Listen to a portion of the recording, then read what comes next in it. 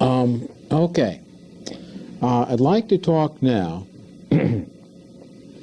about evaluation, and I'd like to talk about management in the early stages of recovery. I suppose if you want a ballpark estimate of time, I'm talking about the first month after an insult.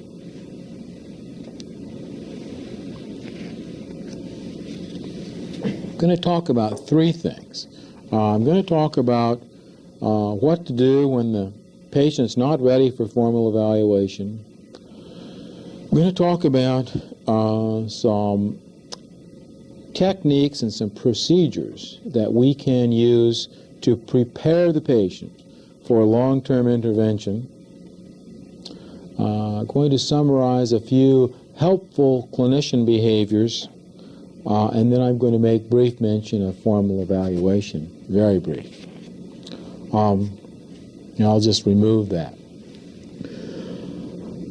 Generally speaking, fluent patients, while they're in the hospital, are not ready for a formal test. They're not ready to take the PICA. They're not ready to take even the Boston. In the beginning, these patients have some major problems with auditory processing that interferes with their understanding of instructions and just making sense out of the world. They're often agitated, suspicious. We take a very informal approach with these folks, simplifying materials. It's an approach in which we spend a lot of time listening to the patient and trying to find out what helps the patient understand better. Quite often they'll have ideas about what they want, but they'll not be able to come up with the words. They'll want to talk about what their physician is doing with them, but they can't come up with their physician's name, and they can't even convey the idea physician. We sometimes find that if we give the patient a little tiny pocket notebook, like you keep addresses in, and you write that type of information down in it, like Dr. Smith, wife Jill, job plumber, that they will often be able to refer back to that information and come up with it to initiate a conversation or at least to tune another person into what it is they'd like to convey. Often the patient will come up with this on their own. What they'll do is when you tell them, your doctor is Dr. Smith, they'll say, well, write that down, and you write it in a little scrap of paper, and it's nothing to have the patient come in for treatment, and he's got his pockets chock full of these little scraps of paper with all this stuff written down, and he wants to tell you something. He'll reaches in and pulls out all this paper, and he starts fumbling through it and digging it out, trying to tell you what he wants.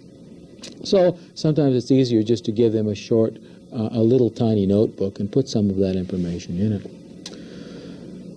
Sometimes we find it helpful at this point to videotape an informal interview with the patient, not only to go back at your leisure and see what helps the patient, but to use as a baseline against which to measure future progress. And I'll say more about that a little later on.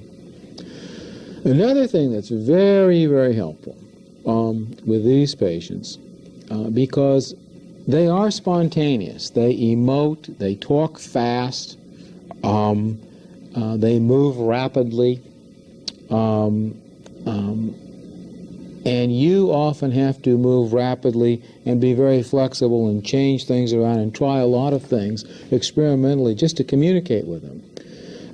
It precludes being encumbered by notebooks and charts and test forms. It's very awkward to do this and be spontaneous and write all this stuff down at the same time. So one of the things that we find is real helpful is to have someone just stand off to the side and take notes, and you free yourself to interact with the patient.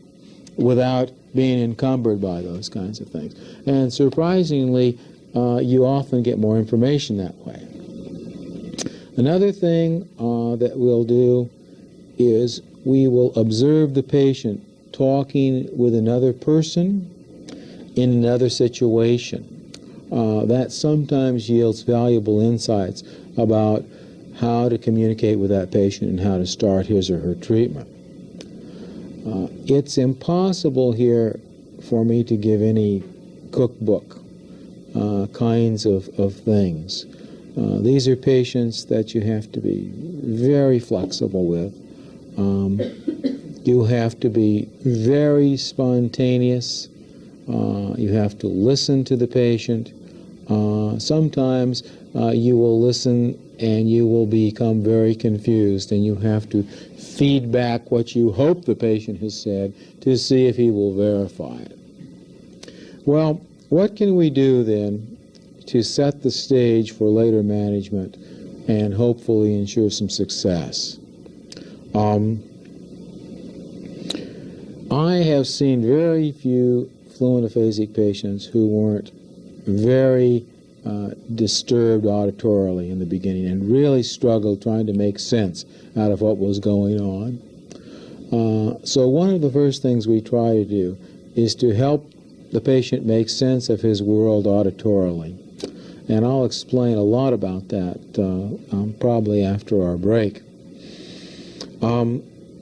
These are patients that sometimes are worried because they look so good and they move so well. They're worried that they're crazy. They may even hallucinate. I don't know. I suspect that they do.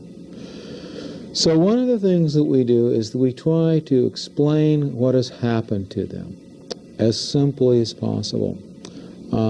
I find it helpful to grab my Frank Netter SIBA book and go through some of the blood supply and say, you've had a stroke, and the stroke has done this, and the wires are not connected properly. Using the analogy of a wire in circuitry sometimes is helpful. So I try and explain what's happened to the patient, draw a diagram, and if there's another patient on the ward that's had a stroke and has become hemiparetic, I may use that patient as an example. Often these patients will say, I'm not like this guy and this guy and this guy over here. And they'll point out the fact that there are patients around them who can't talk at all and are in a wheelchair or are unable to use their right arm. And they'll point that out and they'll say, if he had a stroke and I had a stroke, how come I can do this and I can't do that? Sometimes that has to be explained. Most importantly, in the beginning, speech pathologists find themselves in the role of patient advocate because these patients do sound funny. And we sometimes have to advocate for their handling money, they're going home on passes, they're being responsible to have a package of cigarettes, because in severe cases they sound so funny that people don't trust them to handle these things on their own. Or to get from one place to the other. These patients, once you show them how to get to the clinic, they can come and go, all the time. It's not a problem. But if you ask them to tell you how to get there, or you explain to them how to get there, they'll get lost every time. So you have to take them there. This is the way you go, and then that is usually no problem. But all of that needs to be explained, and the role of advocate becomes one that the speech pathologist takes. Another thing that seems to be very helpful, and this sort of gets back to J.P. Moore's comments. J.P. Moore is a physician, has done some, I think, very nice work in the area of aphasia. And we were having a discussion once at a meeting, and the discussion was what the physician expects from the speech pathologist or something like that. And Moore said that he expected speech pathologists to get out there on the ward and get in there and venture opinions and take their licks along with everybody else. And he said that in his institution, the physicians regarded speech pathology as that place where the patient is when you can never find him. So he's a great advocate of getting out on the ward and working with the patient. My point is that with these patients, what is very, very helpful is to see the patient on the ward, to demonstrate. You see, we're very good at talking with patients. We know how to pace things. We know how to make things stand out. We know how to highlight certain things. We know when to be quiet and when to talk. We seem to have a knack for being redundant and all of those things that normal people aren't, that help these patients understand. It sort of goes with the territory. If we can demonstrate this on the ward, if we can show that under certain conditions the patient is capable of responding, is capable of requesting information, is capable of controlling his output and understands some of what is said to him, then we encourage others to talk to that patient as well. So we like to talk to the folks out on the ward, to educate, if you will. That goes both for ward personnel and for the family.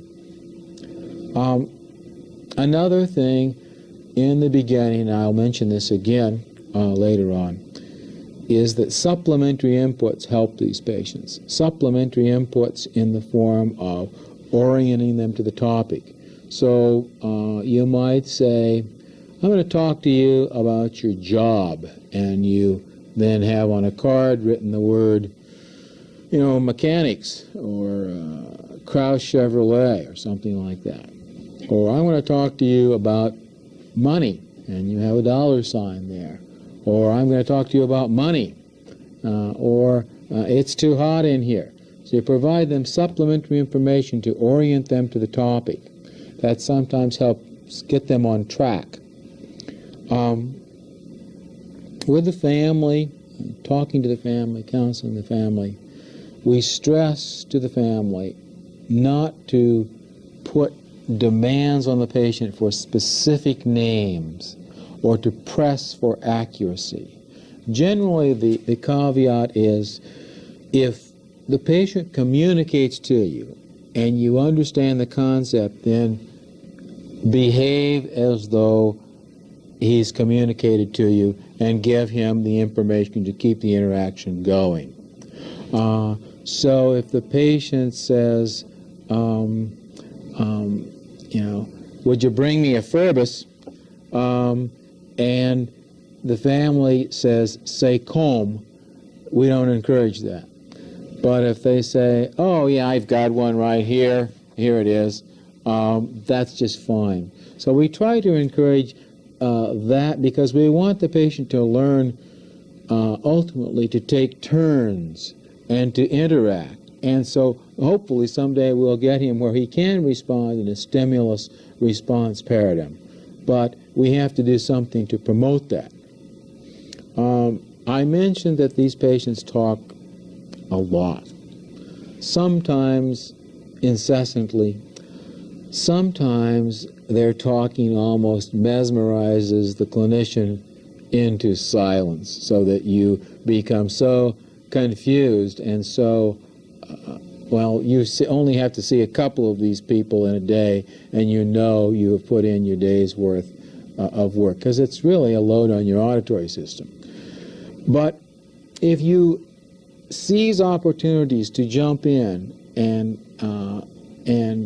interrupt their themes or to verify what they've said, to stop something that appears to be perseverative, you can sometimes help them learn to take turns.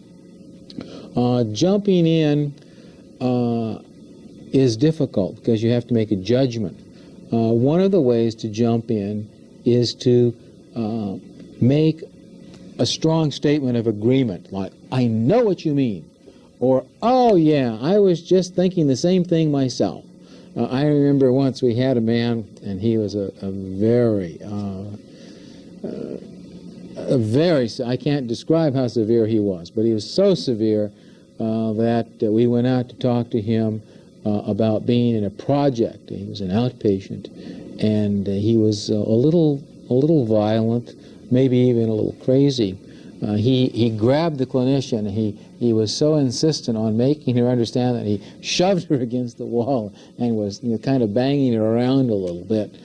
And he came into the hospital, and he was a very grouchy guy, grouchy, crotchety, and he was a painter.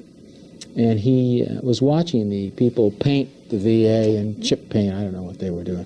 But he was looking out there, and he was rambling on and on and on about the quality of their work, and they weren't doing it right, and this is wrong, and when he did it this way.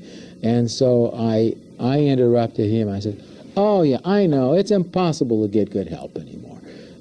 And so I was able to get into his system, and then we could at least talk a little bit about painting, and I could get some glimmer of what I could get in and what he would respond to.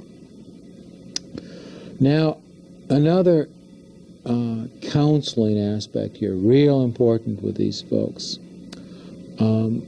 These are patients, as I said earlier, who are not going to be in the hospital for very long because they're well. They don't need the whole range of services. They're going to go home.